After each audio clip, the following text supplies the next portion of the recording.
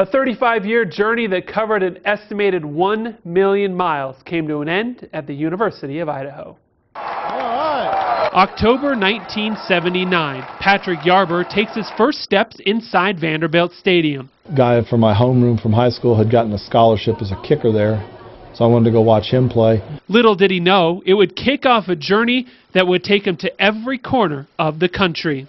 Touchdown, Miami! An avid football fan, Pat spends every weekend of the season taking in a game. I like the college atmosphere. I like the sunny fall afternoons, the bands, the cheerleaders, the fans, the tailgating. He liked it so much, he started attending games at different sites. One day I just started counting up how many places I'd been, and at that time it was about a half to two-thirds. I like seeing the different places. So about 6 years ago, Patrick decided he wanted to see them all. Nick Saban, Steve Spurrier, Urban Meyer. I've seen all the great coaches over the last 3.5 decades. He's been to Provo, Pullman, Berkeley, and Boise.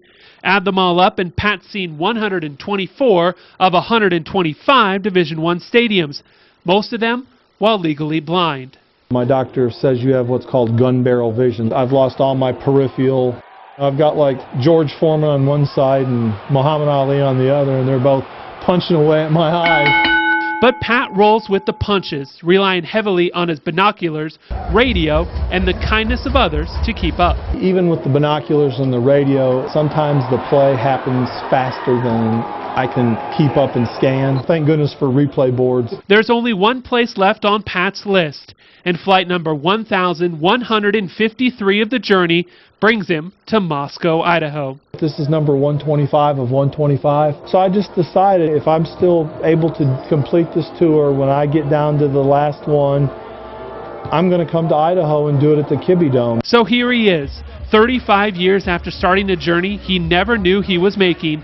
Pat Yarber has seen every Division I stadium in the country. The head coach at Old Dominion, I read your story, very inspiring. I told my team about it. I just enjoy it the most I can because I never know when I'm going to my last game where I can see anything, so I just try to make the most of my experience. A life lesson even a blind man can see.